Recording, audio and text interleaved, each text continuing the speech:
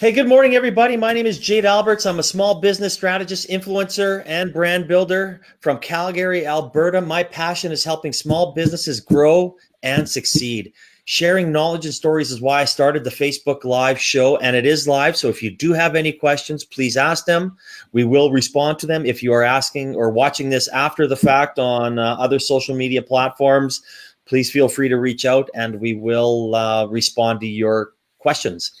I would like to thank Healthy Heart Sleep Company for sponsoring this Facebook Live show. They are Calgary's premier sleep apnea CPAP company. They are locally owned and have 2 locations.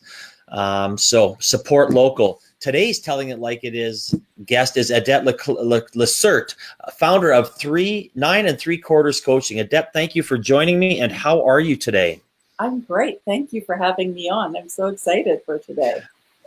Oh, no, it's great. I know you and I met through Krista Malden and the Community Now magazine. So I always like to point out to our followers and viewers where we met, because it is so important to show people that networking is can really help your business. Absolutely. And I love the Community Now group of people. So many talented people making a contribution to making our city better. Absolutely. I just love supporting that magazine, and Krista, she works endlessly on it. That's for sure. Definitely does. So I'll give a quick little introduction to Adette, and then we'll hit the questions. So she is a certified professional coach with Energy Leadership Index Master Practitioner certification. She has a remarkable 28 years of Girl Guides Canada experience, along with extensive work history in various industries. Her passion lies in empowering young women to be responsible, resourceful, resilient in their lives. Through the use of a variety of tools and systems, she's able to move young women from a place of angst, stress, and anxiety and paralysis to living life where they find direction, community, strength, and above all, joy in their lives. I know when we were discussing what you did, and I was intrigued that you're not really a typical coach, helping people through transitional lifestyles. Please share how you started this company, or how you came up with this idea. Well, I was going through a lot of transition in my own life.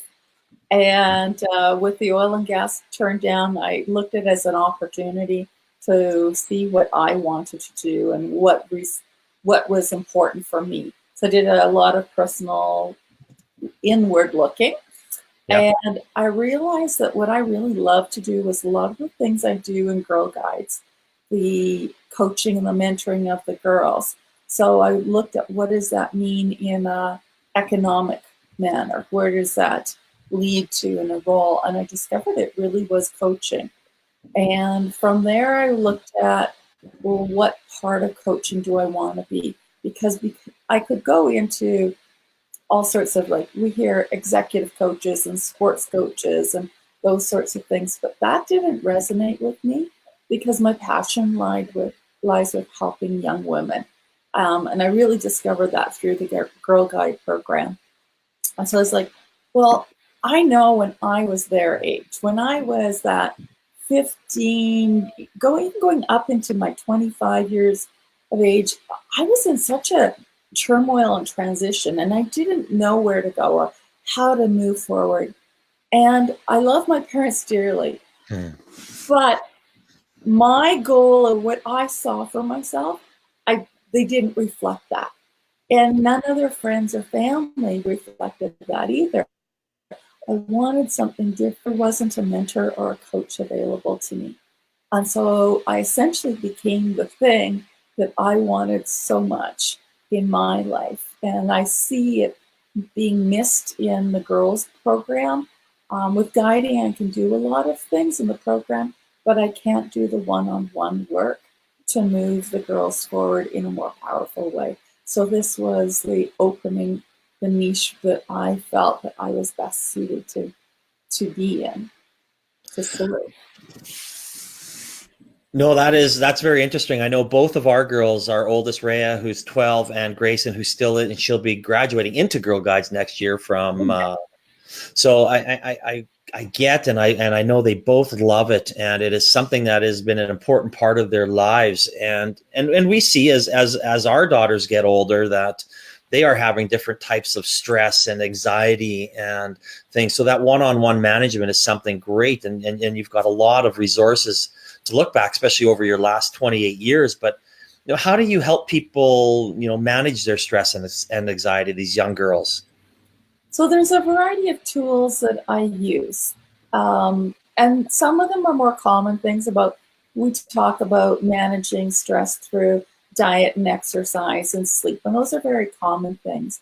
But I also look at what I call biases. And for those of us who are Harry Potter fans, the B in a bias is the Bogart.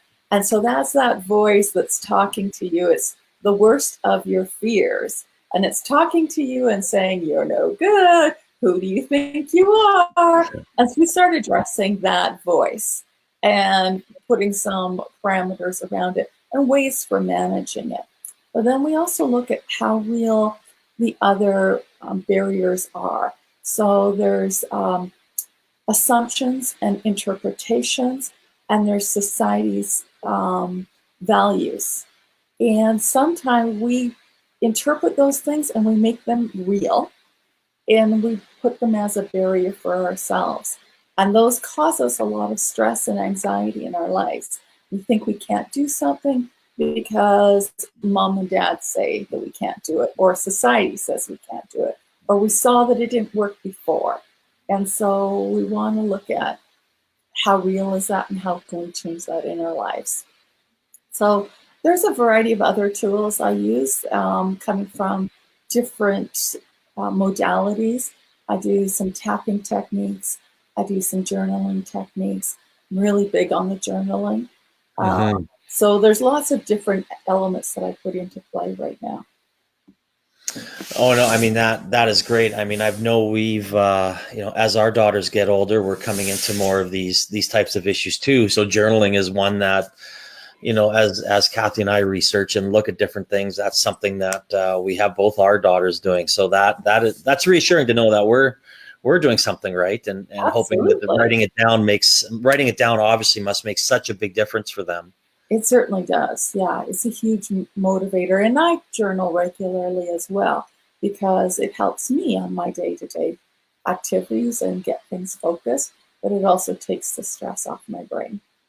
No, writing things down can be so relieving, so to say. I guess I don't know if that's the right word or not, but Yeah, no, I get it. Yeah, absolutely. so I mean, obviously, it must be really rewarding to help watch them and mold these young women into I guess or young girls into women.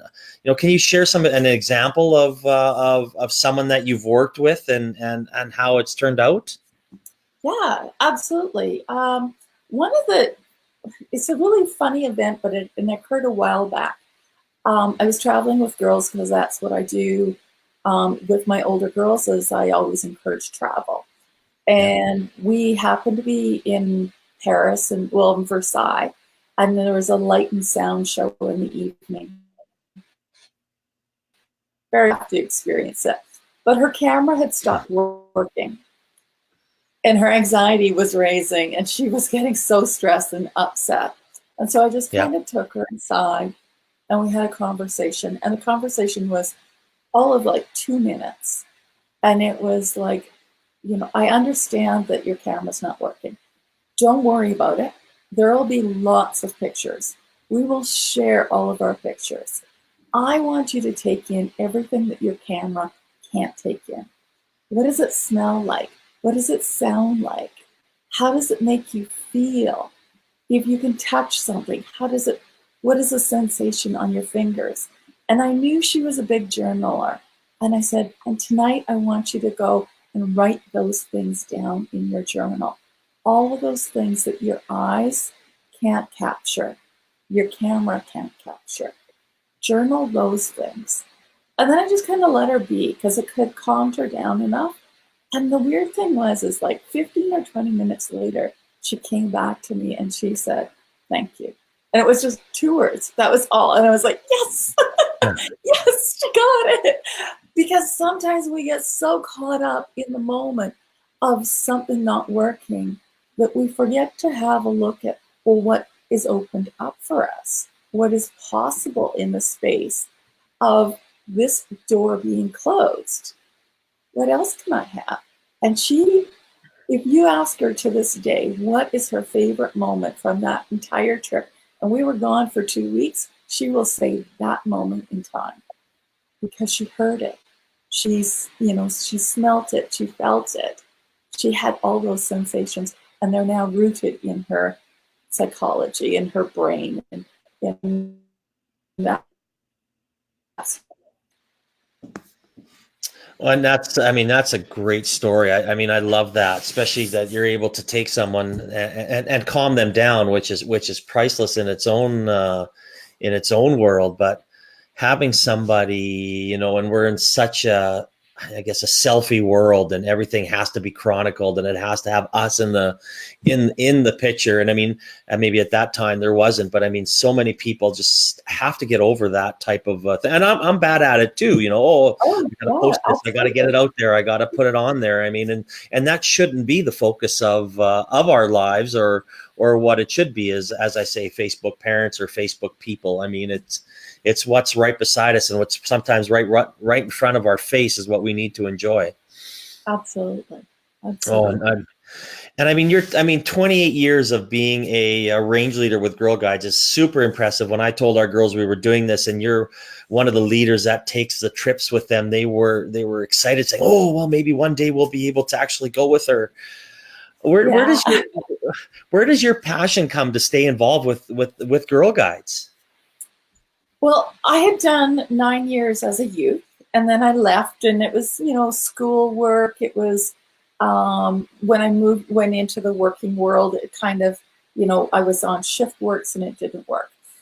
And in 2000, I had an opportunity to travel to Switzerland. And in Switzerland, we have a world center called our chalet. And while I was there, I was speaking with some ladies there, and they reminded me of who I was, because there's something about the guiding program that gets deep into our roots.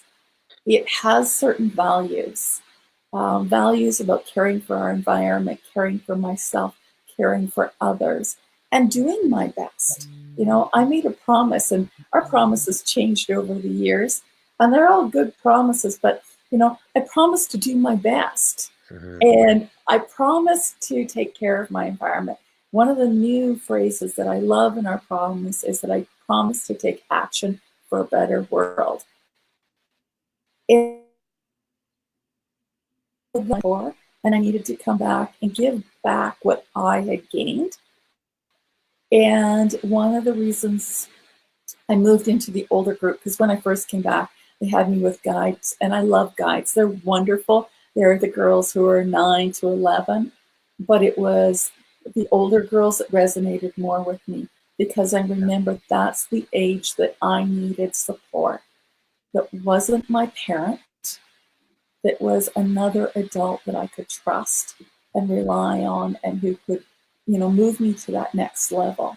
And I thought, I can be that person. And I know how much travel is important to me. So I always encourage my girls to travel. And in travel, we learn so much more about ourselves. And so that's always been my focus with guiding. So seeing their faces, their expressions, their growth, that's perfect for me. That's all I need. I mean, don't get me wrong. I do appreciate the parents who take the time to come back to me and say, thank you. We really Yes. appreciate the efforts that you did. But in the end, it's seeing the girls' growth and development. No, that's excellent. That's motivation enough right there.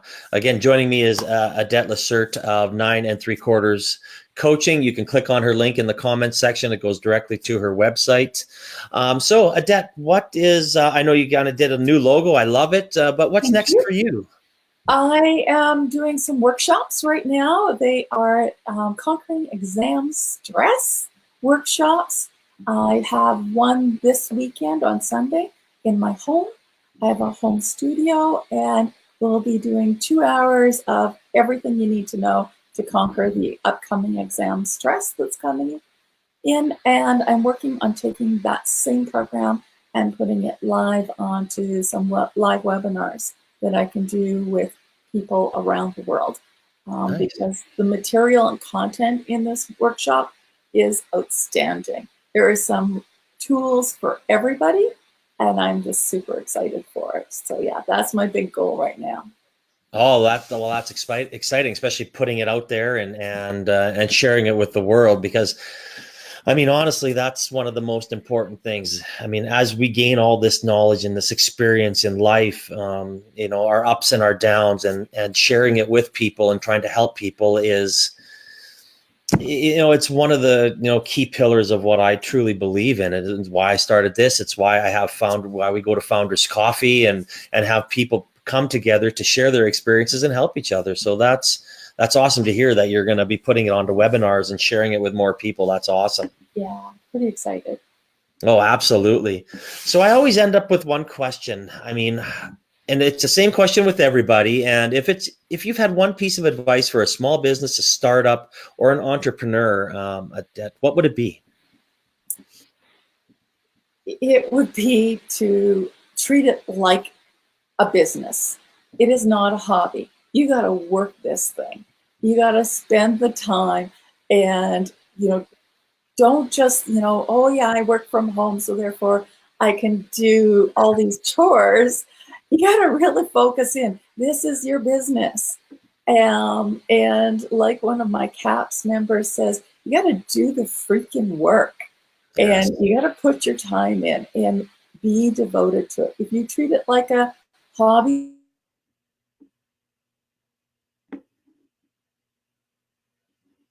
Uh-oh. Oh, we lost you there for a second. sorry. It was the last word you said is if you treat it like a hobby. The joy of Facebook Live sometimes. Yeah. So if you treat it like a hobby, it's going to be a hobby. It's never going to be your business. You got to do the work and just focus in and get it done.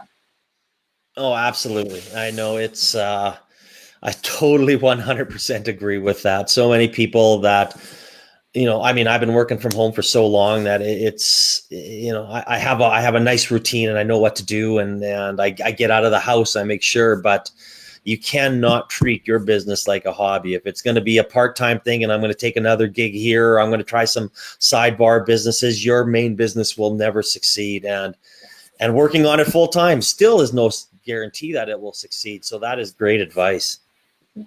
No, it's do the freaking work. And it's a family-friendly show, so we have to say freaking. Yeah. Again, Adette, I really appreciate it. If anybody has any questions for us, a 9 3/4 coaching link is in the comments. All you have to do is click on it. It will go directly to her website. You can contact myself. I can get you Adette's information, or you can just reach out to her directly. Again, thank you so much for coming on and sharing your knowledge about the importance of guiding the young girls into women and some of the stresses that they go through, because it's such we're just starting to get into that, and we're starting to see it as a family ourselves, and it's glad to know that our people like yourself are out there to help us. Thank you so much. I really appreciate the opportunity to share and to be here with you today. Oh, thank you so much. And again, a special thank you to Healthy Heart Sleep Company for sponsoring this show. They are Calgary's premier sleep apnea CPAP company. They have 2 locations. They have been locally owned for over 11 years. So support local. Again, thank you, Adette. I look forward to chatting with you again, and I'm sure we will. Take care. Thanks. All right. Well, goodbye, everybody, and we'll see you next week. Have a great day. Bye-bye.